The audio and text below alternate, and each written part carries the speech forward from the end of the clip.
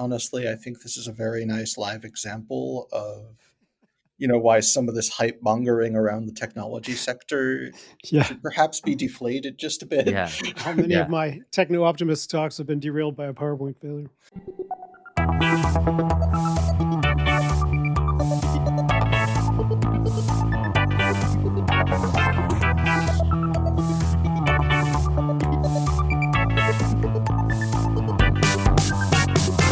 Milan ou Tripoli, Vilnius ou Benghazi, Paris, Moscou, on fait le bunga, bunga, Bangkok ou Bogota, Le Caire ou Jakarta, Gustabia, on fait le bunga, bunga, Stockholm ou Monaco, ou Montevideo, Oslo, Tokyo, on fait le bunga, bunga.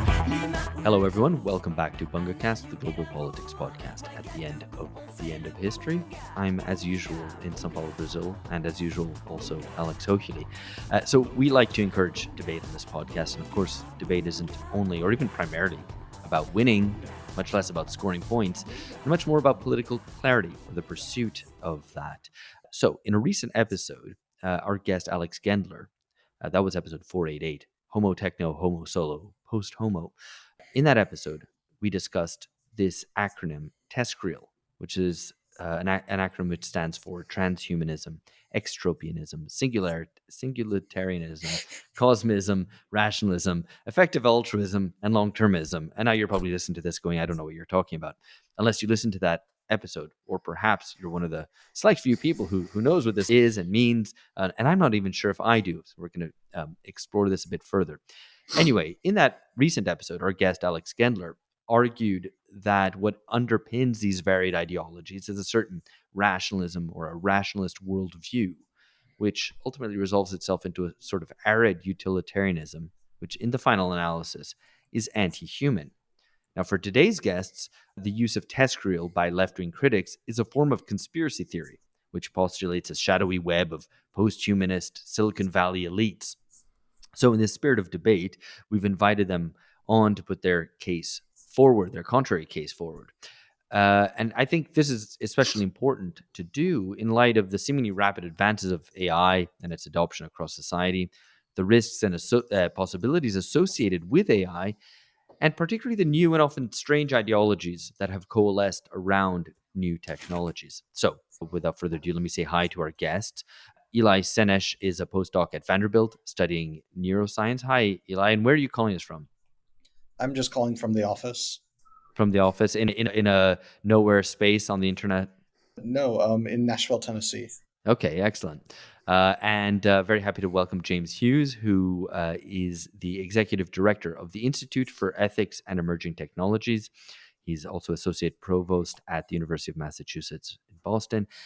And in 2004, James wrote Citizen Cyborg, which is an argument for a social democratic transhumanism, while at the time serving as the director of the World Transhumanist Association, which is now called Humanity Plus. James, hello, welcome. Hello. And where are you calling from? I'm living here in Connecticut. Okay, excellent. And finally, would like to say hello once again, one of the many times, to a contributing editor to this podcast, Leigh Phillips. Hello, Leigh. Hi, guys. Excellent. So, as a way of introduction, I thought I would say give a nod to history. So, there were once a tightly organized group of masked men who destroyed stocking frames in the East Midlands, shearing frames in Yorkshire, and power looms in parts of Lancashire over 1811 and 1812.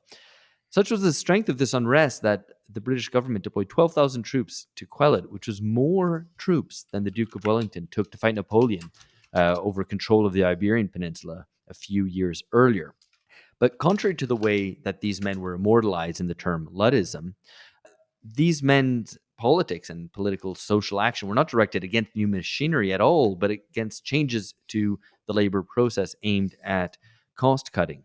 So these men were led by Ned Ludd, and in the face of assembled techno-futurists here today, I'll cast myself in the role of Ned Ludd, which isn't an outfit I wear totally comfortably, though I have to say myself I've grown to hate the internet and to a certain extent fear AI. So I'm going to lean into that here, because Well, our guests, you'll find out what they believe very shortly. And Leigh Phillips, I'm sure listeners will know, is a satanic advocate of techno fixes, a loather of nature, and so on. But actually, in truth, it is a left-wing humanist science writer and a geologist. So we'll hear more from Leigh, but I'm sure your listener are already familiar with, and we should turn to our guests. But one final mention: there's a bunch of episodes which listeners maybe would want to check out, in which we discussed associated matters. So we had a reading club episode on the book Inhuman Power, Artificial Intelligence, The Future of Capitalism, which I recently re-listened to, and I found it quite interesting, if I can comment that about recent BungaCast episodes myself, and we've linked to that in the show notes. We had an episode about artificial intelligence and the end of history, in which we discussed economist Tyler Cowen's recent suggestion that radical technological change today marks a major turning point in history. And that's a question which I want to put to our guests today as well, towards the end of this. And then we also had another episode which proved rather controversial, with Amber Trotter, on egg freezing, in which listeners were horrified that we turned against our stated Prometheanism to be critical of technologies which are meant to be liberating. But I would restate that episode was a social critique about what these technologies enable, rather than the technology itself. Anyway, let's end this kind of self-referential thing that we're doing here, that I'm doing, and get on to the matter at hand. So, transhumanism and politics, that's the heading I've got here. So to Eli or to James, whoever wishes to jump in, and we'll have this kind of as a free-flowing conversation, and Leigh will jump in as well. Where does TESCREAL come from? What is this acronym? And who are Gebru and Torres, the people who coined it? I'd like to take that just to sort of start with the most extreme position, and then we can water down and moderate from there. I would have to say that in my view, TESCREAL comes from these social critics, basically taking a bunch of things they don't like and lumping them all together in what is ultimately sort of about, let's say, a sectoral dispute over management of capital, in the sense that, in the sense that when I read about all this TESCREAL stuff, and this is not noted in James and my article, I really wish I should have put it in there, but the important thing that is never actually mentioned is the people who work in the sectors ostensibly producing these technologies. So there's really some sense of, that I get from these accusations that everyone working in these sectors is somehow a convinced, Peter Thiel acolyte, cultist, whereas, they should be politically disempowered from power over their own jobs, what little they have, in favor of, say, for instance, the kind of social critics who write about race and gender, perhaps at universities or for newspapers. That's neat. Yeah. Go ahead, James. Yeah, I would say there were a couple things that we wanted to do with the essay that we wrote. The first was to say, look, you're a Procrustean in your approach to the intellectual history. There were people on the left, or ways to interpret all these ideas from a left-wing perspective all along. These ideas go back to the origins of the Enlightenment, Condorcet, and so forth. They are natural outcomes of when you try to put together techno-optimism, science, rationality part of the Enlightenment with the democratic empowerment, individual liberty, and egalitarianism of the Enlightenment. You come up with these ideas over and over and over again. So then to say, well, look, there's a couple billionaires who have particularly reactionary versions of these ideas, and they have dabbled in a variety of these ideas that have tenuous links throughout intellectual history. So in the first place, they pretend that there's one thing, and it's not one thing. It's a bunch of different things and a bunch of very diverse things that you have ignored the diversity of. And secondly, as Ellie, I think, really made clear in the essay that we wrote, this is an inversion of traditional Marxist understanding of base and ideology. It's like, if you want to understand why Apple just published a paper saying that AI is a crock, it might have something to do with the fact that they are behind in the market and they're trying to dump on everybody else's AI.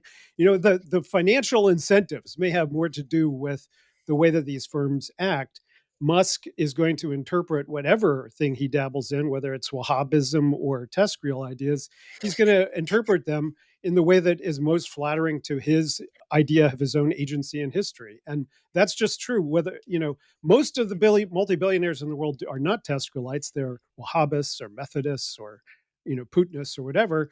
And that doesn't explain very much about their behavior compared to their material interests. And that's one of the points we were trying to make. Though, can we actually just go ahead and grant that, Elon Musk and his thing of test tube babies is, I don't know if I'd call it eugenicist, but it's certainly freaking weird. Well, eugenics is one of those umbrella terms that keeps getting linked to everything, depending on whether people are talking about the baby bust or reproductive technologies or transhumanism or whatever. It's a boogeyman term in the whole debate. Okay, well, I mean, so you guys write in this article that's linked to in the show notes, which I would encourage listeners to read. You write that the wholesale condemnation of these ideas has cast a pall over all thinking about humanity's future when we desperately need to grapple with the implications of emerging technologies. So maybe you can elaborate a little bit on why you find that this acronym and its use, to the extent that it's been picked up a little bit more widely beyond technology and technology critic circles, why it kind of has this role in not really making people think. Well, let me just start with the example of Peter Singer. Peter Singer's controversial bioethicist, but he basically has made the ethical argument that all of us have a moral obligation to give up our wealth above subsistence, our own subsistence, because it could be better put to uses elsewhere. And he's trying to do this through voluntarism and social charity, but it's not an intrinsically right wing argument. He's not a right wing person. He's been on the left his entire life. And so the fact that he and his logic has been central to a piece of what they're arguing against, the kind of consequentialist approach to public policy, which I think is really the only defensible approach to public policy, depends on how you do it. And Peter Singer has made very left-wing and egalitarian arguments in these spheres. So just as an example, to cast aspersions of all effective altruists or all long-termists as if they're eugenicists or whatever is just absurd. I'd like to add that in a lot of ways, I think the kinds of reasoning that are criticized as TESCREAL are really just intrinsic to capitalism in certain ways, particularly the utilitarianism, the quantification, etc., etc. Like, come on, this is just the value form, guys. Okay, well, that's good, because I mean, I do want to come on to that specifically, because, well, as both Alex Gendler argued in the episode to which you're kind of responding to here, that there is a kind of core rationalism or utilitarianism there, which is to be critiqued or not. And maybe Leigh wants to come in and say something in defense of it. I think one of the problems here is that there's this conflation of utilitarianism and rationalism. I don't think there's anything wrong with rationalism. Aren't we all supposed to be rationalists? Any sort of descendant of the Enlightenment is supposed to be a rationalist. Utilitarianism is an ethical stance that, I mean, my personal opinions, I think it has many issues that it ends up getting tied in all sorts of different knots. And that ultimately is what we're criticizing when we're criticizing, or when, say, Alex Gendler was criticizing effective altruism and long-termism. Yeah, for sure. Ultimately, if you're thinking about the potential, infinitude of humans that will be born that out in the future, then that necessarily outweighs the 8 billion humans today. So we're an ethical speck of dust. I mean, that to me, that obviously immediately runs into problems. But it's the utilitarian aspect that we're criticizing, not necessarily the idea that we should be rational with respect to how we spend our charity dollars. Okay, well, so let's mention charity dollars, and of course that's the aspect of which relates to effective altruism, yeah. Which is probably the thing that the element of TESCREAL that people have most encountered, I would wager, and it's the least out there one, as the authors of this piece note. Basically, utilitarianism applied to charitable giving. So that sounds kind of fairly banal. But let's work through TESCREAL, if you guys wouldn't mind. I mean, I don't necessarily think that we need to work through every single element of that acronym, but if you wish, we can do that as well. Because I think part of what your argument is that TESCREAL isn't really a thing. Mhm. It isn't, these authors, Gabriel and Torres, have joined together these different ideological strands into one thing and tried to make it sound scary. And you argue as a consequence that there's a kind of conspiracy theorizing around it.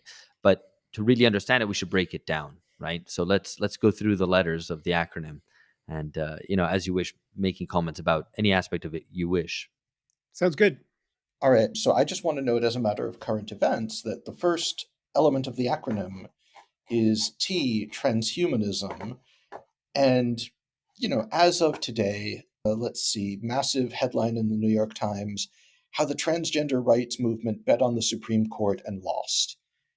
And so I do want to sort of throw back this accusation that, people who've been attacking the specter of transhumanism for a while have, I do want to say, been feeding into a right-wing narrative that people getting gender reassignment surgery, cross-sex hormones, et cetera, are practicing transhumanism.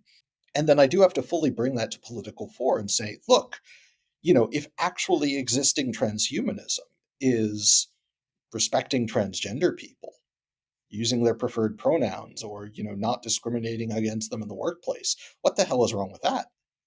Right. And we mentioned before we got on Ozempic. I mean, right now we're at the place where obesity, the rise of obesity, was driving down life expectancy, deaths of despair, of course, as well. But Ozempic is a perfect example. It's too expensive. We need to figure out how to get it to everybody, but it could, in fact, be a universal salve for some of the illnesses of aging and increase people's health span.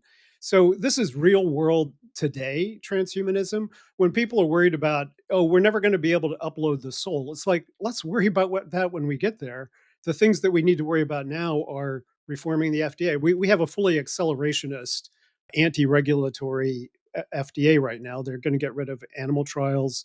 They're destroying all the scientific infrastructure. So, we're in a situation where the state capacity to actually ensure that things are safe and to get things through the pipeline is being destroyed. So for me, that's the number one transhumanist cause right now. And I have to add to that, speaking as a scientist who works with, well, closely connected to animal research, that, we don't just do this kind of thing because we want things to be safe when we eventually give them to humans, but because we want them to be effective as well. Destroying all of this research infrastructure and public sector state capacity is not just a way of, letting dangerous things come to market. It's also just a way of letting, old-fashioned snake oil and scams come to market.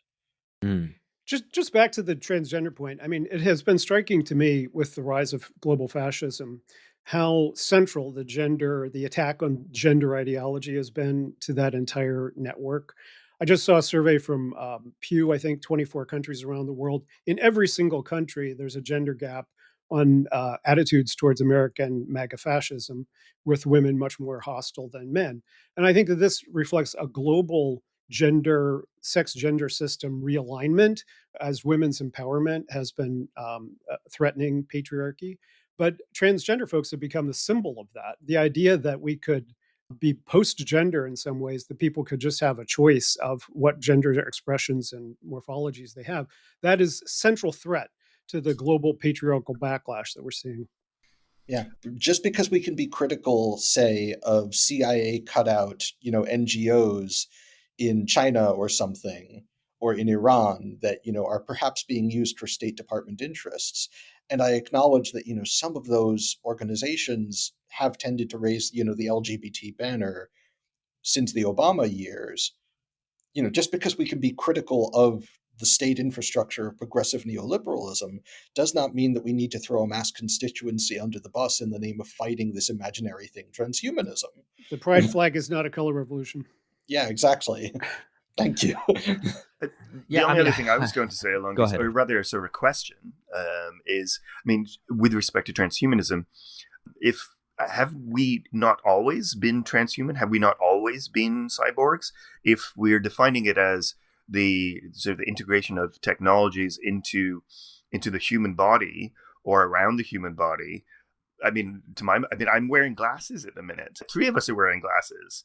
I have contact That's lenses. I mean, to some extent, because I wear them all. We should be sent like to I the take them field, off, surely. or heart monitors or something actually physically inside, or clothes. These are technologies that we've, clothes we probably had before there were even Homo sapiens. So, yeah, haven't we always been transhuman? The mastery of fire allowed our prefrontal cortex to grow, which allowed us to invent new tools. So co-evolution. Yeah, I mean, and as of someone who course- doesn't think too much about this stuff, but I was always, I even like the Italian futurists, to that extent, which is getting pretty close to fascism, which is no comment on my political allegiances. It's more just aesthetic preferences. But I would always like the appeal of humanity in charge of the massive, powerful machines, but much less turned on by the idea of humans turning themselves into machines. Though maybe that's naive on my part, because those two things are not so easily separable. There's a meaningful difference between mechanical machines and biological machines, scare quoted scientifically. Of course there is. But, I think the problem with the term transhumanism in a way is that it's anchoring from something like a religious viewpoint, something that starts by saying, there's a Platonic essence of the human being, and when we somehow deviate from that essence, we're committing a sin and need to be punished for it. Right. And we can hold to a notion of human nature in a very thin way, but which is fundamentally about humans as laboring and creative beings who can transform their environment and indeed transform themselves. And that's perhaps an idea of human nature that we can hold to rather than to some fixed essence. Right. But becoming rather than being.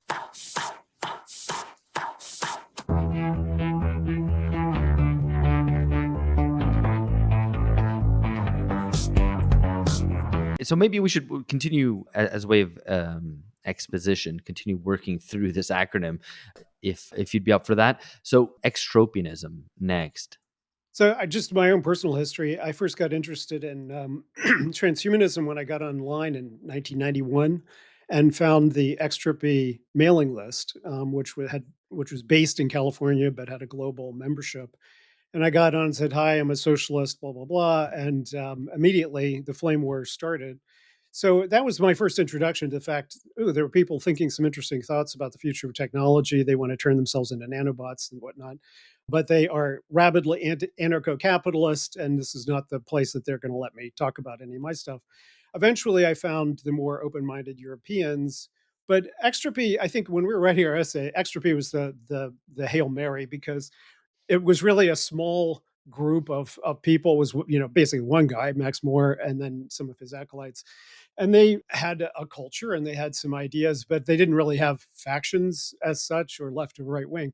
But I made the Hail Mary by talking about the fact, well, the Soviets had also ideas about, Extropy is the idea that the goal of humanity should be to increase the amount of organization in the universe to fight entropy. And as a goal, why not? But it's like saying that my goal is to increase the amount of strange attractors in the universe. It's like, okay, maybe that's a legitimate goal, but it doesn't really lead you very far. But they had taken an anarcho-capitalist direction. We were just trying to say, look, it doesn't have to be anarcho-capitalist to say that you want to increase the amount of order in the world. That doesn't sound like anarcho-capitalism, really, to me.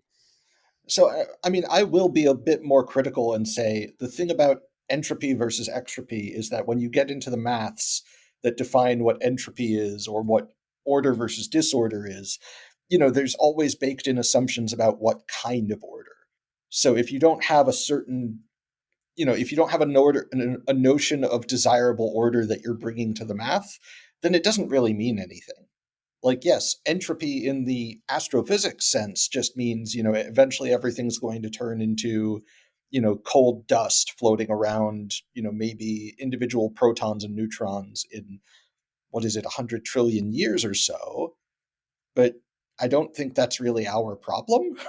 Okay, we don't have to deal with the problems of 100 trillion years from now today. We really don't. So this second letter in the acronym is something that we can be safely dismissed as they were a thing. 1988 to say 2002 when they disbanded. And now they have basically moved in and taken over the rest of transhumanism. Yeah, I Okay. mean, they like genealogically they have influence, but it's better to say maybe that they're similar to an early example of a group chat in the sense that, we all know nowadays, what with, say, the US government conducting its national security policy, you know, group chats can be very politically influential, and you should sometimes be critical of what goes on in the group chat.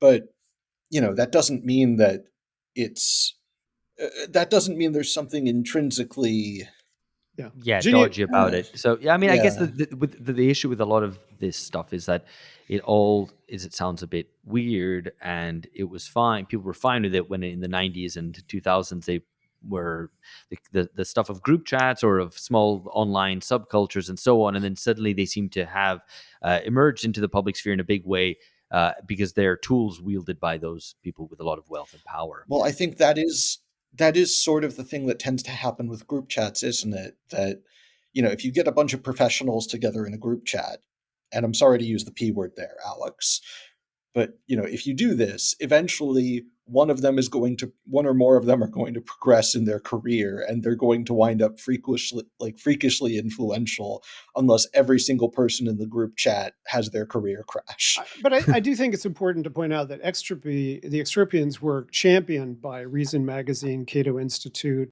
Yeah. people in DC who saw them as a new kind of sexy libertarianism, and they were to that extent. And so but when I did the surveys of our membership, the World Transhumanist Association membership, only 20% of the members affiliated themselves with those ideas, and the plurality were people on the left. So yes, they've always been very influential, especially among affluent Silicon Valley types, but not in the rest of the world of transhumanism. Okay, interesting. So let's run through the rest of these quickly as a way of then moving on to kind of the ideology critique stuff. And indeed, your critique of some of other people's ideology critique of it, if that's not getting too meta to follow along with. Anyway, the one I can't pronounce, singularitarianism.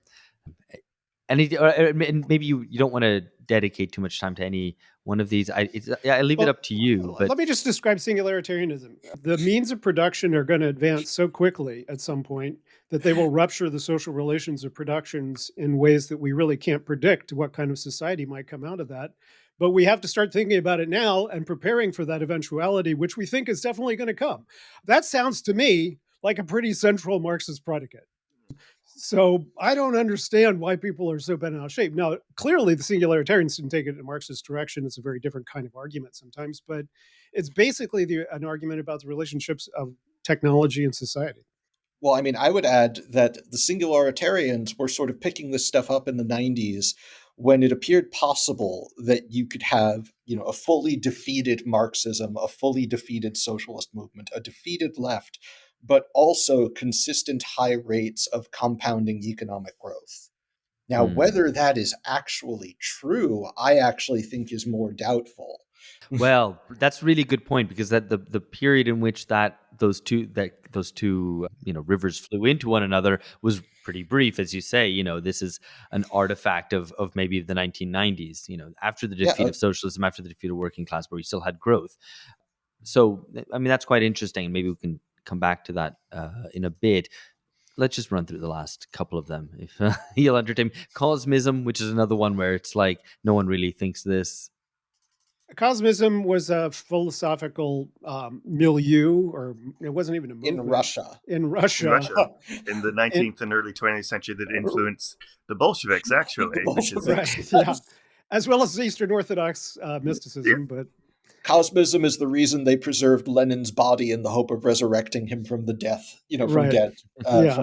from death later. Yeah, thinking that Bezos or Musk are secretly cosmists is quite a stretch, but yeah, Bezos I think and Musk do not want to resurrect Lenin. I'm sorry. I know transhumanists who would love to resurrect all the dead, but even they don't call themselves cosmists. Right, and then if I'm remembering correctly, sort of the slogan of the Cosmos was it conquer death and storm the heavens and conquer death. And so the storming the heavens was the idea that prior to the space age was that we could visit other planets, and then that served the Soviets with Sputnik, were the first ones to actually sort of achieve a step on on the way there. And surely conquering death could be read as just improving our lifespan, our health span. And again, we draw it away from sort of grand visions and just look back at what we've actually achieved over the course of the 20th century. Again, aren't we all cosmists to some extent, in that we've extended our lifespan quite considerably, and Well, the some focus people now is on. aren't. Sorry. I mean, some people aren't. Some people are greens. Yeah. Indeed. And I was going to say that unfortunately there are still many billions of people on the planet that haven't experienced this to the same extent that those of us in the first world have. And surely any socialist would want to extend the benefits of that cosmism to the whole of the world.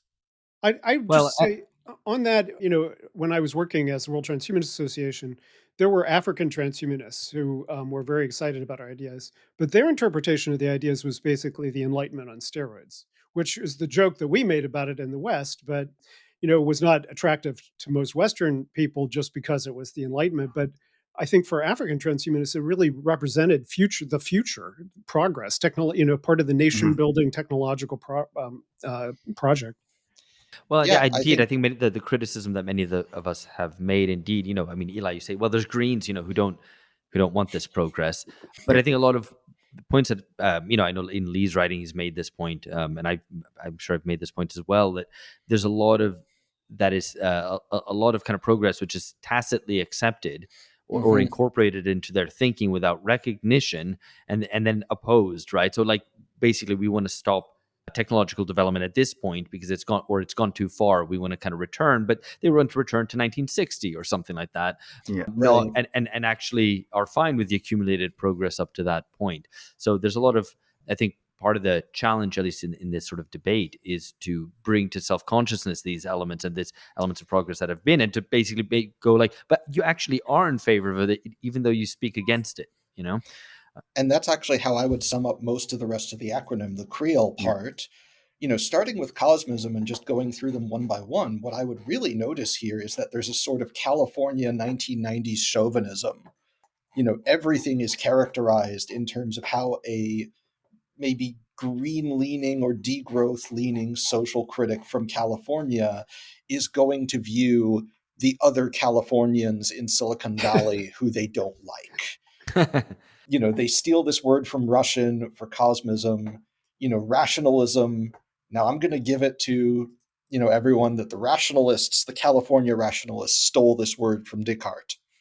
They stole that word from Descartes, but that is, again, effective altruism. That's a bunch of people in California, long-termism, an extension of the people in California.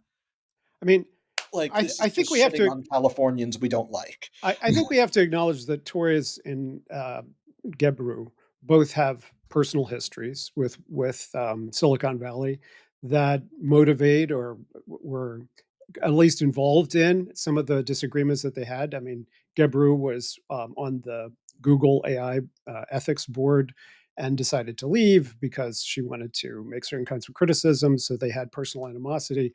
And Torres has personal animosity against a lot of people in these philosophical circles because he didn't think that his work was being acknowledged about existential risks. So, I mean, it's impossible to live in Silicon Valley without hating it. Come on. Right. Or to at least have a more nuanced view about, as you said, the fact that the boss is, I don't think very many people are following Zuck's every wiggle. They're trying to figure out what he's doing so that they can stay employed. Right. Okay. And I think, speaking about the boss, I think, and already concluding to a certain extent our exploration of these individual letters, because we don't want to spend too much longer on that.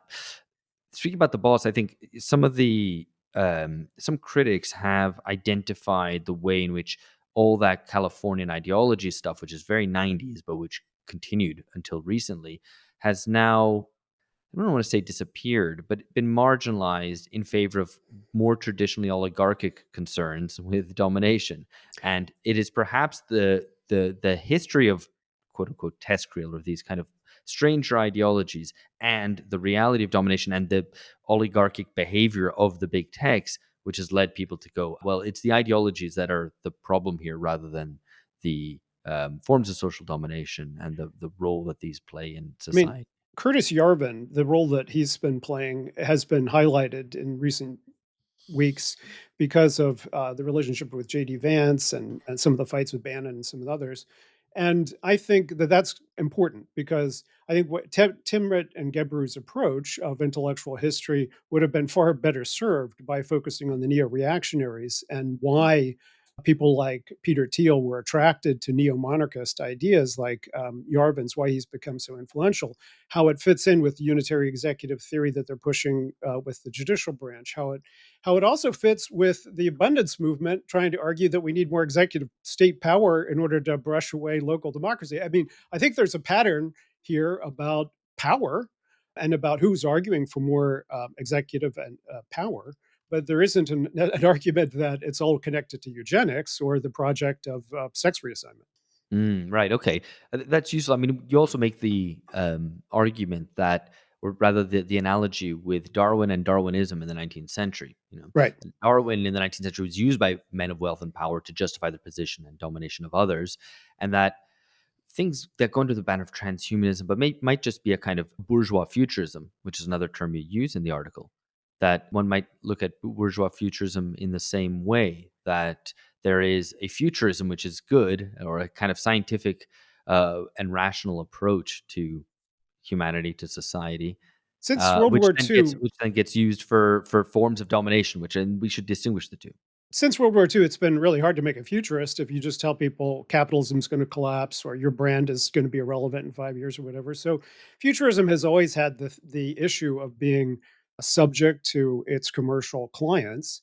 And so, in political futurism, you get academics then who think about the future in various ways. I mean, I was first influenced in this direction, by the way, by Andre Gortz, who's back in the 1980s started to write about, well, what if automation takes away the working class? What's the socialist project in that context? And he started arguing about UBI and things like that.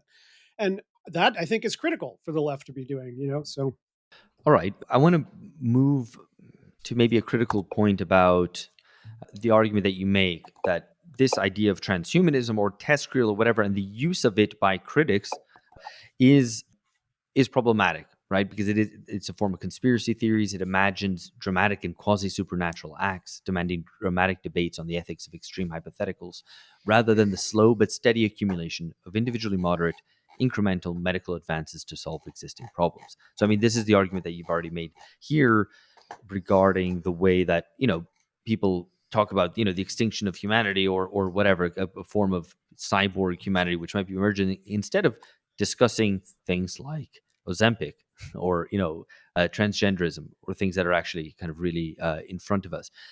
What I want to ask is this not an issue more of a frog being boiled, that these technological developments that we're facing now are transforming, or potentially transforming, humanity in a deep way, and that, particularly thinking about artificial intelligence perhaps, but that this represents a step change in alienation, and that your argument that well we should just welcome these developments that are happening more kind of smaller iterative way, and stop discussing these fantasies. And actually, my argument to throw back to you is, well, aren't these small iterative changes and advances actually problematic in the way that they might be taking us? All right. So I would have to ask, alienation of whom from what?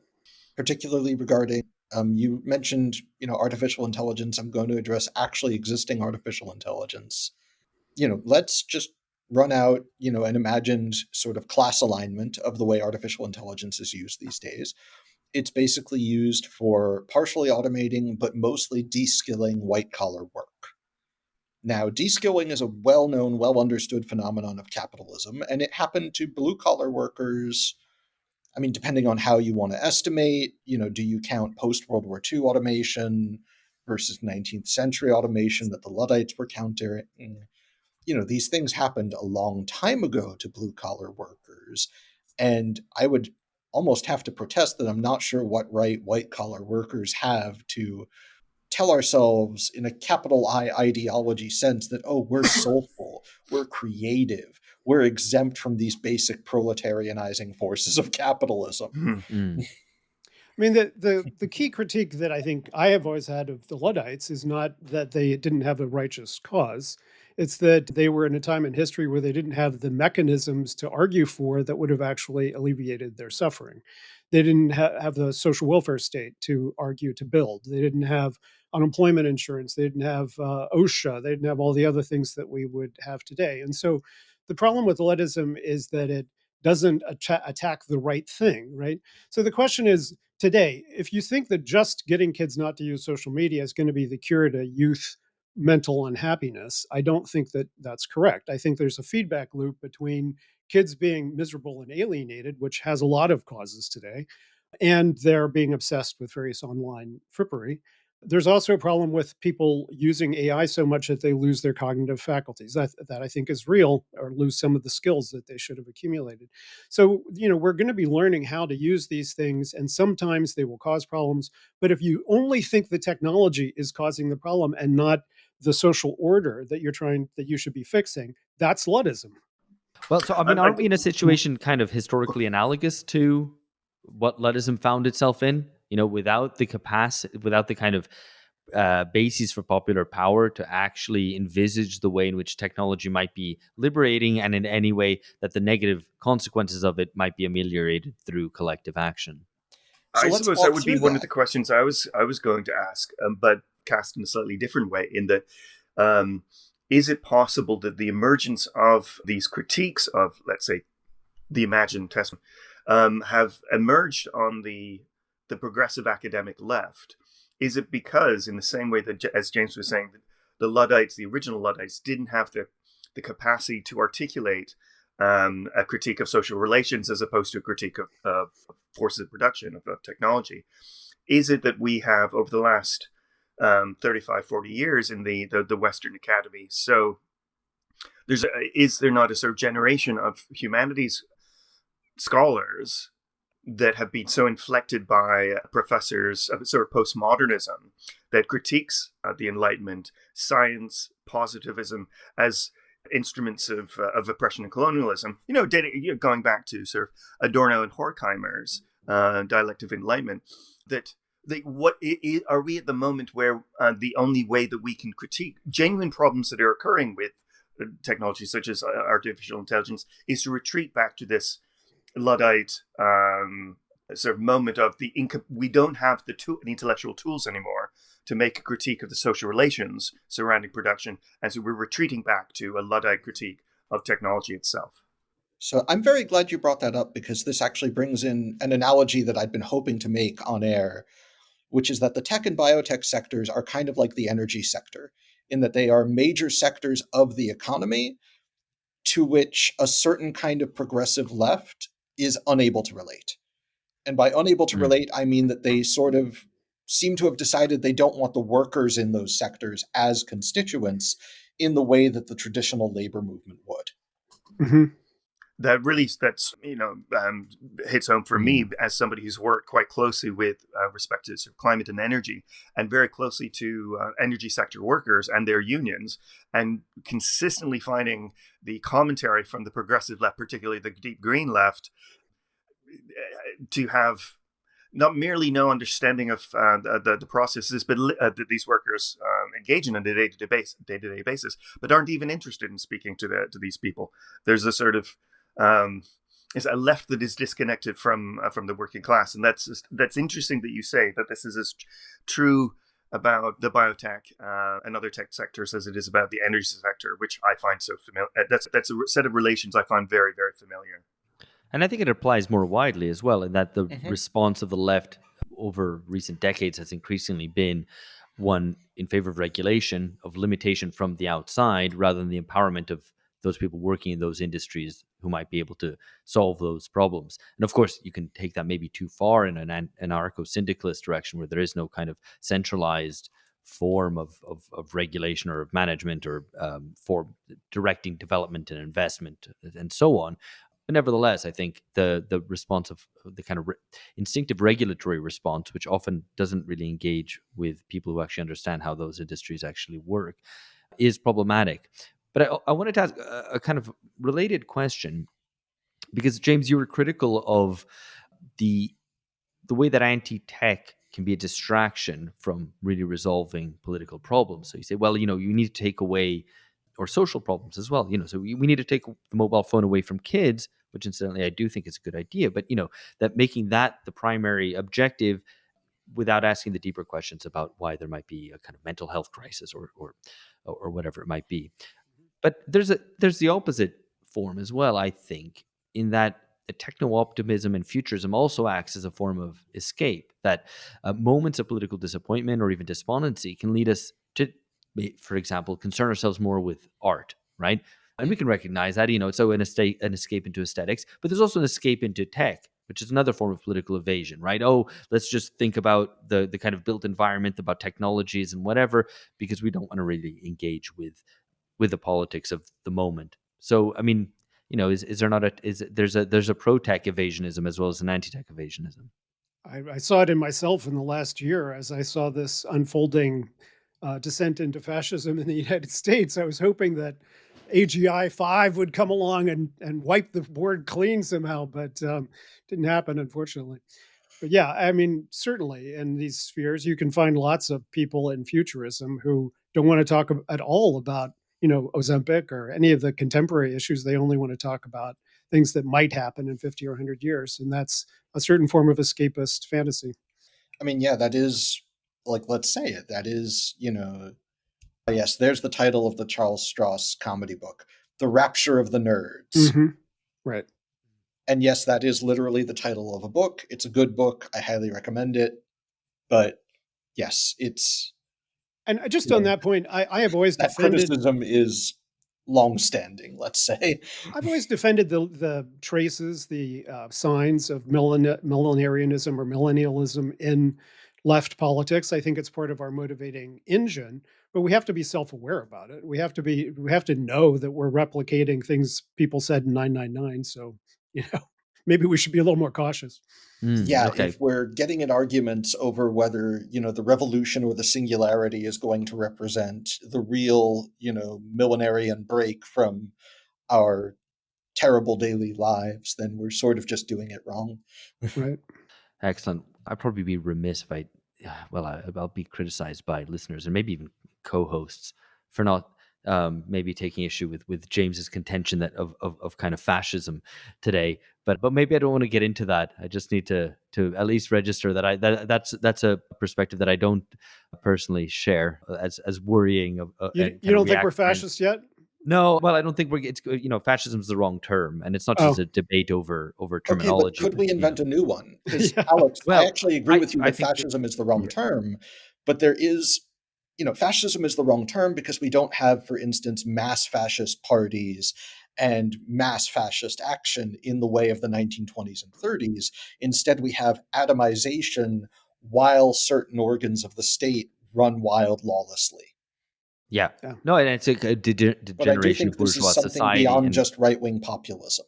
Yeah. There is a real lawlessness and a breaking of civil liberties going on. Yeah.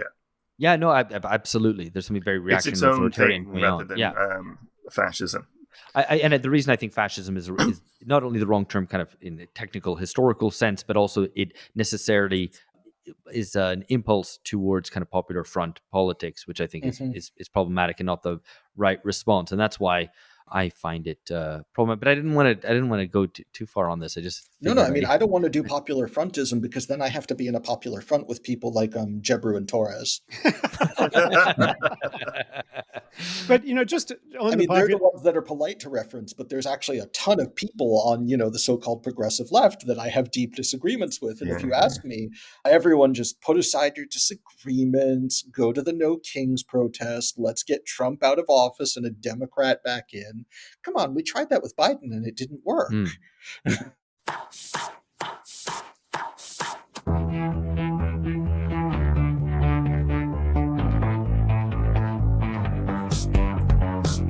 James? Well, I was just going to say that Leigh has been a part of the debate, and as has Ellie online, about the abundance critique from Klein and Thompson, which I've been fascinated. We've started a project called the Techno-Progressive Hub Project, where we're going to be collecting essays from people that we think are in the techno-progressive bubble.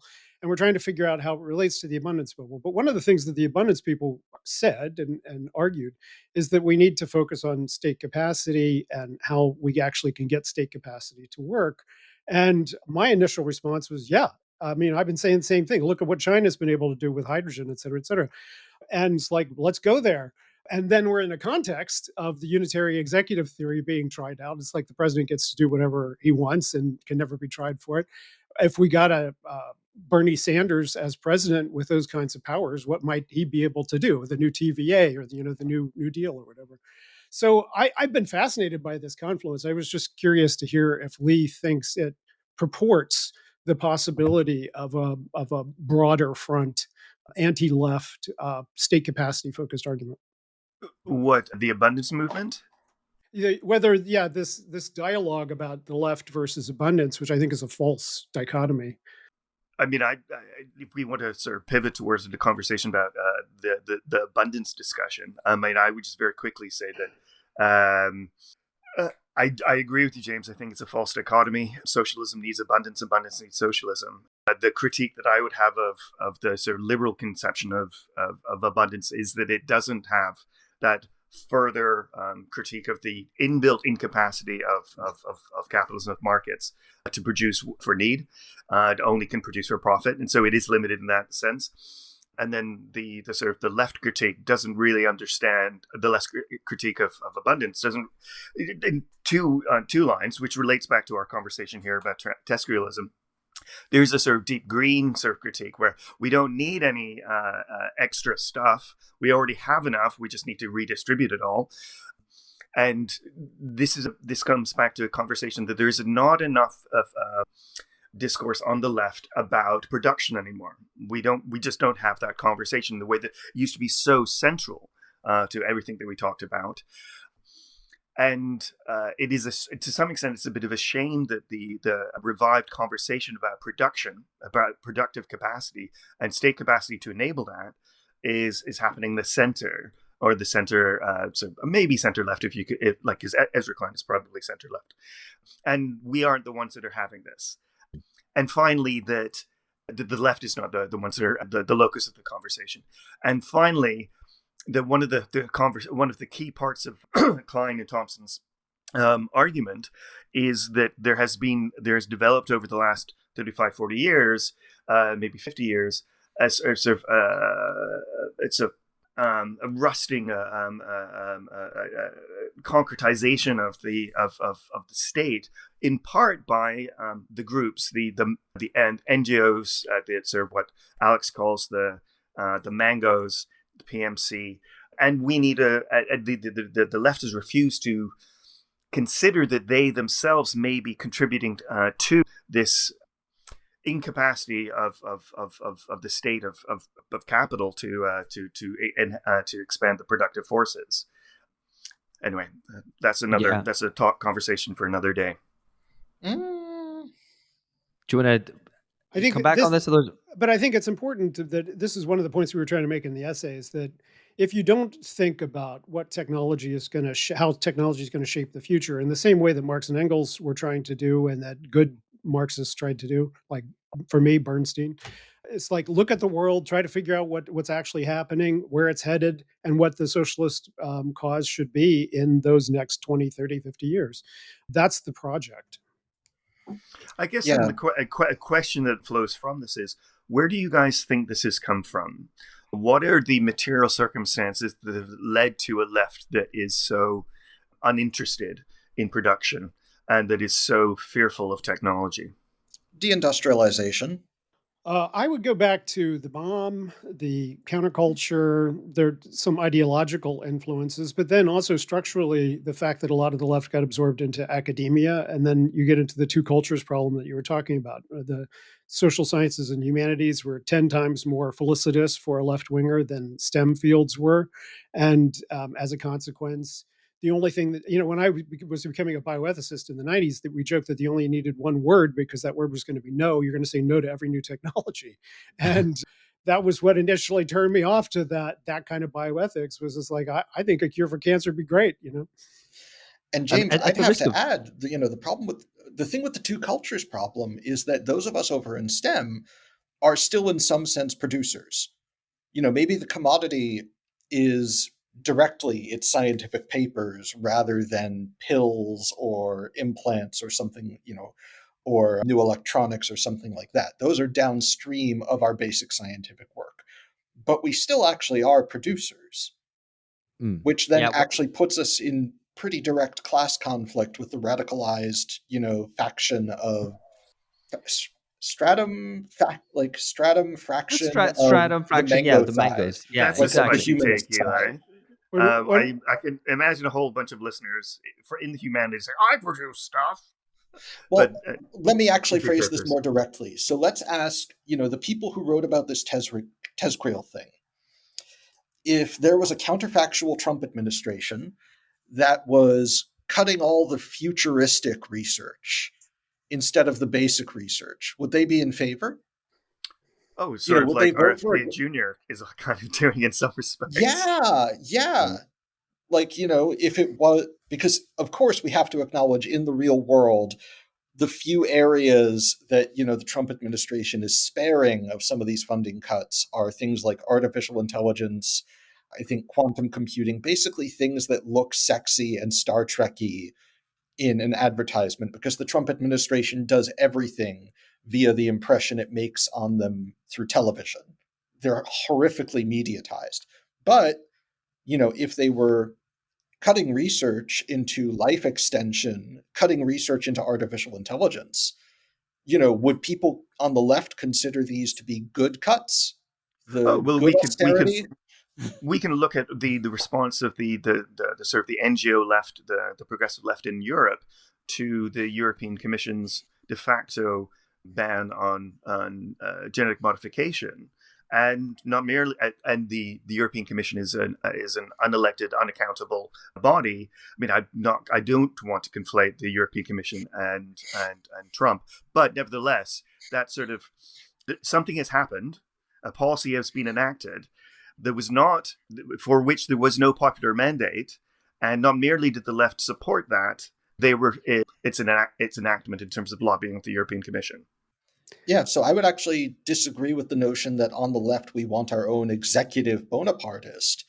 Yeah, I would say that if you look globally, what seems to have happened is that, as there's been this neoliberal ruling of the void, the hollowing out of politics, everything that Alpha Bunga Bunga usually talks about, one of the things that's happened structurally is that legislative branches have grown weaker and abdicated a lot of their power into the hands of 100%. both executives and judicial branches.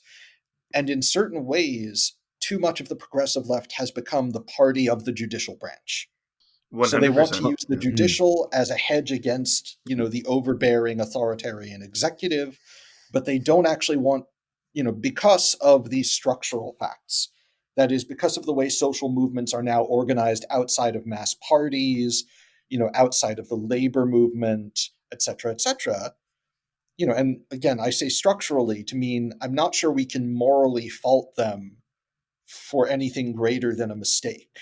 It's But look, hard to really attribute malice, the EU's but they have become the defenders of the lawyers. The EU's social democratic approach contrasts favorably, in my mind, to American laissez-faire and Chinese totalitarianism. So, in terms of its role, the Brussels effect role, the AI Act, the DSA, the DMA, the other kinds of regulatory efforts they've made, full power to them. They're running up against the contradictions now that, is it going to screw up our domestic AI industry? And can we really get all these nations to agree to do what we agreed to do? Okay, but what about, say, the Canadian example? Because, one of the interesting things about the AI sector is how much of it actually comes out of Canada rather than the United States. It moves to the United States when it gets big and needs a lot of capital, but it's first developed in Canada, which is sort of an in-between between American policymaking and EU policymaking. Yeah. So, I mean, I have a slightly different slant. I mean, returning to the kind of questions of left and right and the class composition and what breeds different approaches to technology. Traditionally, the ruling class could have been relied upon to, in some ways, build up the state. I mean, because it was crucial to the forms of accumulation that were happening over the late 19th and most of the 20th century. Now we're in a unique situation in which the ruling class itself has undone the state and undone state capacity because it doesn't have any need for it, primarily because of financialization. That profit making happens in other areas, and it doesn't rely on very much on the state to kind of build out capacity. Let's be a bit less past perfect tense about that, because I think that's a good narrative up until 2020. And then with both the pandemic and the wars that have succeeded it, I think the ruling class are sort of rediscovering the need for state capacity Yeah, in their own interests. Yeah, absolutely, absolutely. And so maybe we're returning to a more familiar situation, but there's so many, as you rightly note, this is maybe pivoted in 2020, but we're in the very early days of that, so we don't know how to chart that forward. But I think the point is that in a kind of reductionist way, the way I would sum this up, and probably it's a perspective that I would suspect that all four of us share, is that there's much work to be done, right? That there's still a lot of things to be built. And I think even kind of more slightly kind of greener leaning leftists would even share this perspective because they want to build out railways, for example, public transport, etc. So there's a lot of work to be done. And people who are mangoes like myself are fundamentally inhabit a communicative realm. They're communicators. They tell stories, etc. And this is not unimportant to society in a way, although we might can certainly critique the way that this is organized in the forms, the role that the media has in society, the role that NGOs have politically, and so on. But nevertheless, they're people who exist in the communicative realm, and part of the story of capitalism of the past 50 years has been a turn towards the communicative realm, and the role that kind of STEM people play is not smaller in any way, but it's been kind of marginalized in the discussion, and certainly marginalized from left-wing politics. And that's why this question of there's much work to be done gets completely marginalized in kind of left-wing or progressive discourse. Agreed. Very much agreed. So we were moving to an end here, and I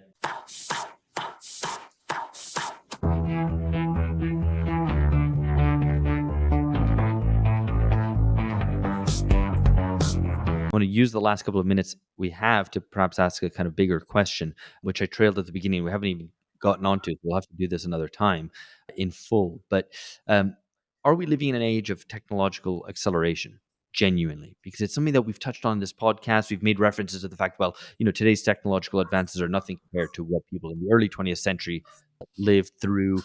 The fact that the gap between the first and air flight and the first trip into space was really short, kind of astoundingly so from our perspective. And I want to maybe ask this question quite specifically with regard to artificial intelligence to maybe limit it. So was 2022 really a watershed moment? I'm learning photography, right? So just to give an example, so I've decided to kind of, just as an amateur, learn how to photograph, and it's a bit going against the grain of current AI generated imagery, but I quite enjoy it, and I enjoy the art of photography. And there's a blog that I read on photography which has the strapline AI free since 2008. Maybe it's not so recent, it's already been with us. So I'm trying to locate myself in this. Maybe you guys.